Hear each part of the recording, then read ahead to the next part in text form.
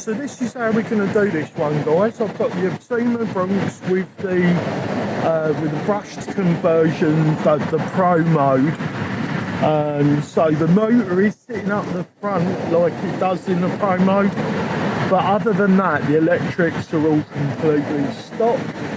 I'm running a 1350 milliamp 3S, tiny little battery up the front here. And the test protocol is going to go like this. I'm at my local park. I'm going to stay on pathways. I'm not going to do any climbing. I'm just going to drive. I'm going to keep the car in first gear. And I'm going to drive it the same both times. After we swap in the Fusion SE, I'm going to do the same. I expect I'll do an overlay. I'm not going to do time because I'm positive that people will want to stop and talk to me. And I'm not rude. I will always stop and talk if people are interested in these. So the idea is to take it out. I'm going to drive it. I will do a visual representation of how far I travelled. I have an app that I can measure it on so that I can share the results with you guys. Is there anything else that I need to tell you? This is a heavy car now, so the results between this test and the Fusion SE test will be relevant if you have a 1 cent scale of around 6.5 kilos, or you have this with all the brass bits that I've got on it. This car fully uploaded, fully loaded with everything, is around 6.5 kilos, which is about 13.5, 14 pounds for you guys in the United States. I think that's right. My conversion may be a little bit off. So editor me will add some stuff for the test protocol if I forgot it over here, but that's just about it. Let's get the battery switched on and the controller switched on and see how far we can go.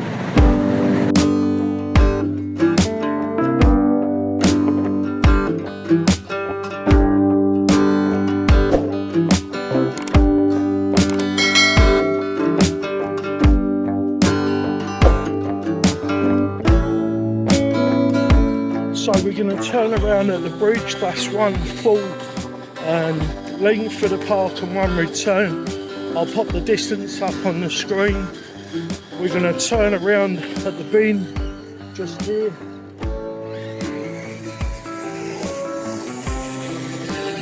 And off we go again.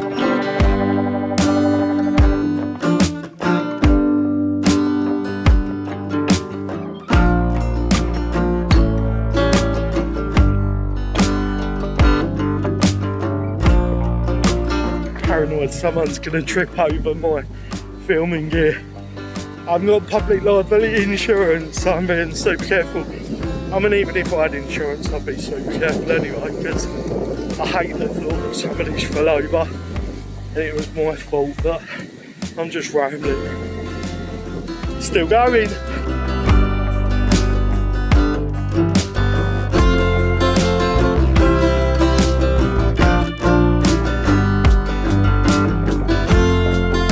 We're at second full distance. Our second half distance. We're just coming up on the bin now. I'll pop a little distance marker up so we can see how far we've travelled, and we are going to turn around there and off we go again. Come on, mate.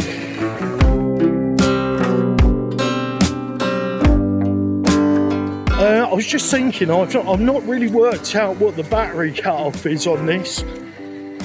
So I'm going to have to work out what the battery cut-off is on the stock setup, and then I'm going to have to set it the same.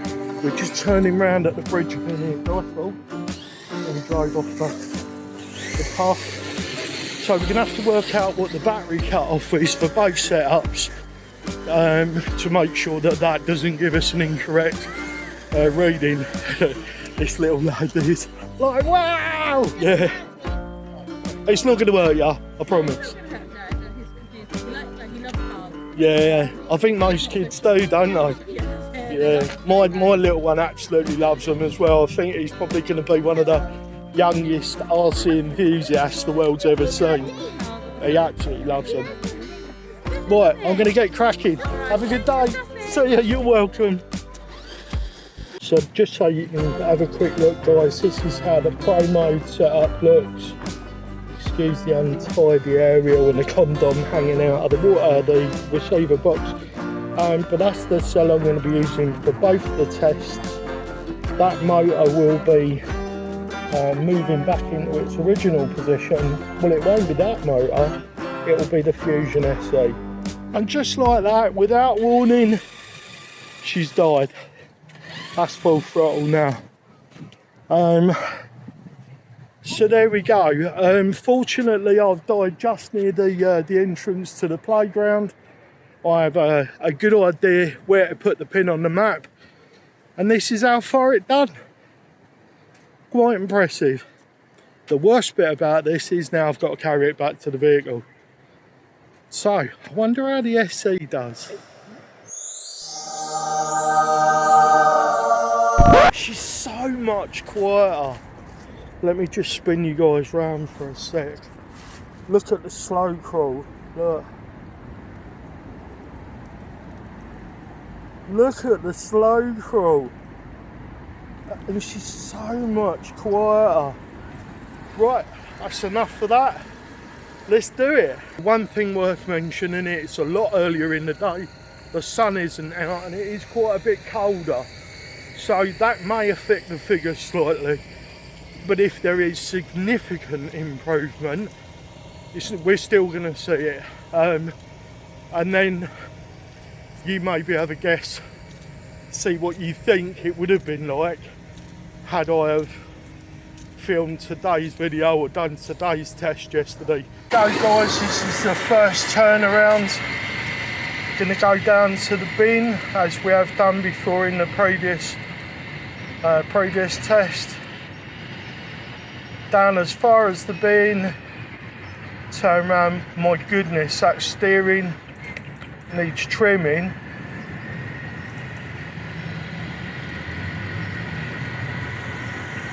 But that is so much better. The truck is, I know I've said it already, but the truck is so much quieter.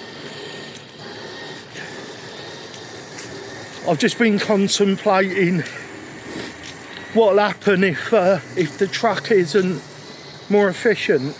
The reason I've done this video is because as part of the reviews, I haven't seen anybody really talk about the efficiency gains.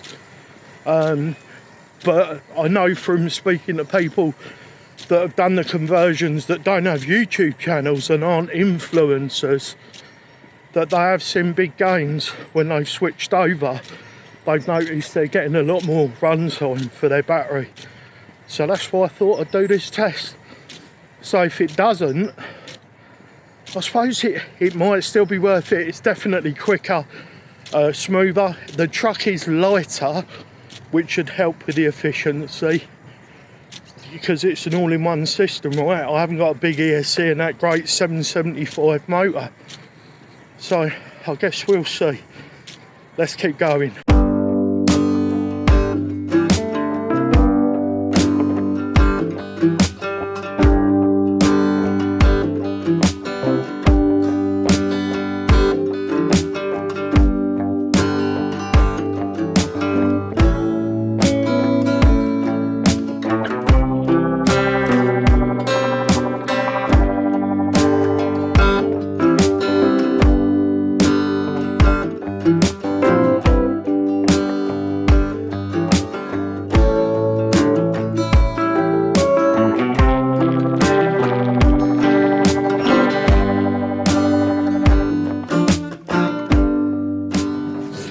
Wow, so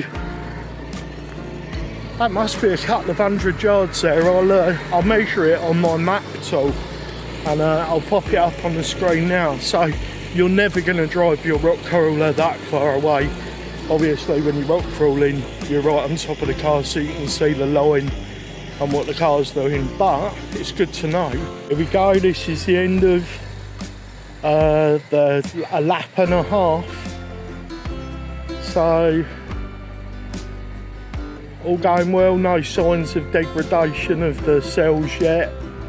Everything seems to be just running the way it should.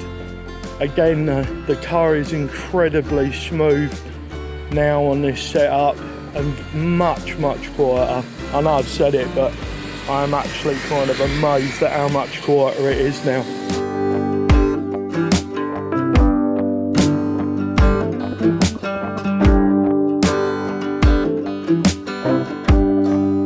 We're nearly back at the bridge for lap 2, and a gentleman wanted to chat to me, and then he had a story about losing his wife, and when they met in 1940, what did he say, 2 years after the war, so 1948, 49, something like that. I'm not very good at history. And such a nice guy, such an intelligent chap, and really interesting stories.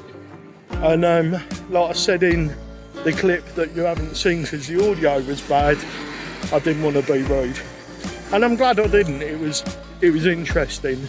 So anyway, we're on lap 3, guys. So at this point the truck is close to matching the brush setup, which is what we was hoping for, obviously. Now I have thought maybe the torque numbers are going to make a difference, because this is a much smaller can. This is like a 540 size motor, and originally in this was a 775 size motor. So I'm wondering whether the torque figures are different and whether that's going to make a difference to the final numbers. But at the moment it's looking all right. No notice of degradation. I believe on the second lap on the other car there was some noticed degradation of the cells. So we'll crack on and we'll see.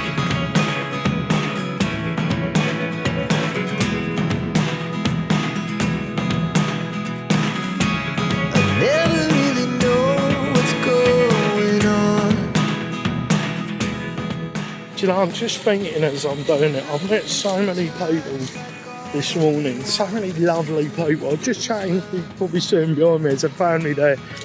I've got family over from New Zealand. All took an interest in the car, had a chat, talked about how beautiful autumn is in the UK. I've really enjoyed doing this. I'm going to do more of this trailing stuff, I think. Just the, you know, the fact of being outside and seeing people. Yeah, really enjoying it. I wonder how much further I'm going to have to go. So this is where it ran out yesterday. Once I've gone to the bin at the end here and then got back to this spot here, that's where we ran out of juice yesterday.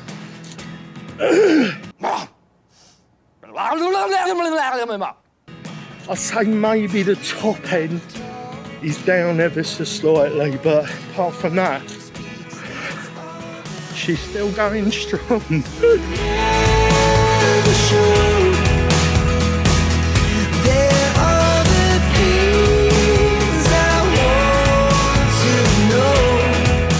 Here we go, guys. I'm just going to drive it down to the bin and back. So this is the middle of lap 3. There's been no degradation in power yet, and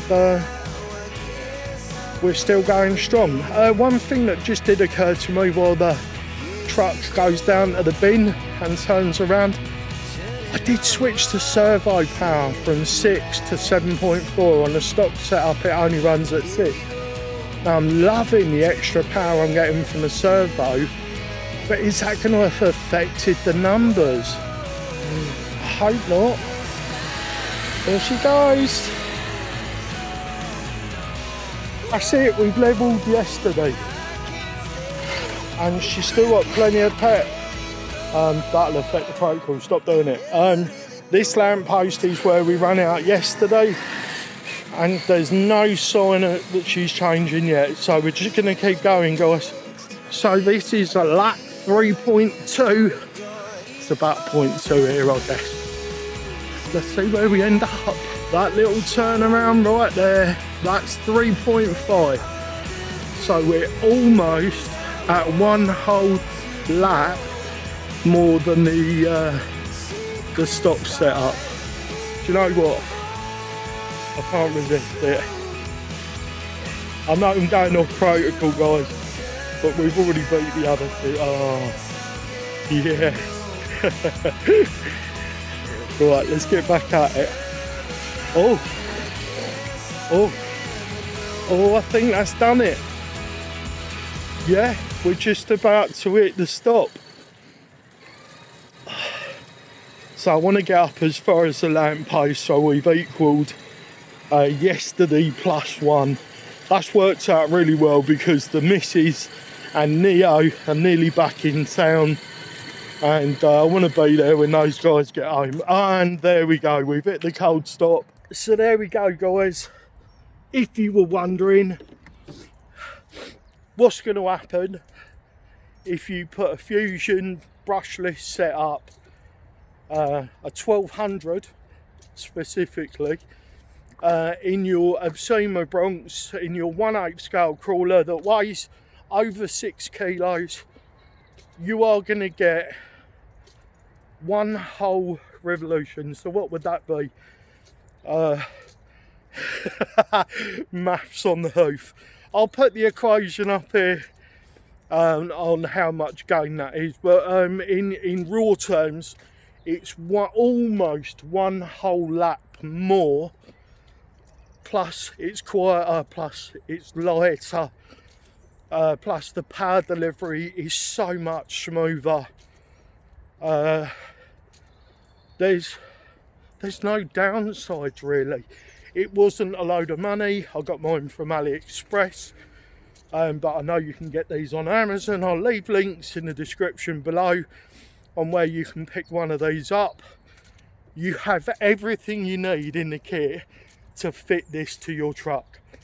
So if you wanted to fit one of these, oh sorry, my nose is running, it's so cold.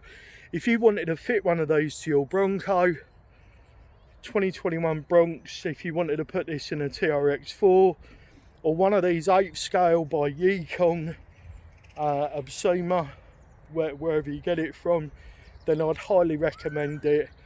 Yeah, there's no downsides. The setup inside is cleaner, the power delivery is smoother, it's faster, and you get more. And more isn't always better, but sometimes it is, and this is one of those occasions. I'm going to sign off for now. I love you guys. Thank you very much for watching the video.